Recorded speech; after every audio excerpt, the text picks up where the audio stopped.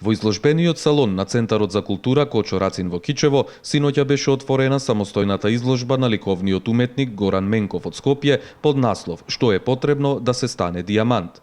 Изложбата привлече големо внимание кај кичевчани, кои ја проследија со исклучителен интерес. Уште еднаш ми е чест што сум тука во Кичево, во вашиот Центар за култура и што се представувам повторно пред кичевската публика. Оваа изложба, наречена "Што е потребно да се постане дијамант", од една страна го прашува прашањето, а од друга страна го дава одговорот дека е потребно трпение и притисок и сите нешта може да постаат блескави, сјајни и вредни со малце трпение. Некои од неговите досегашни најзначајни изложувања се Биенале на млади при Музеот на современна уметност во Скопје и на Зимскиот салон 2014 на Длум, а воедно бил и добитник на наградата Експериментален цртеж за 2013 година, доделена од страна на Уметничкиот совет на Длум.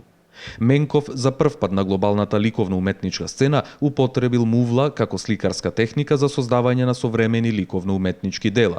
Овие експериментални мувлосани слики ги изложил на неговата самостојна изложба Бајата уметност Хибернација во Скопје 2013 година.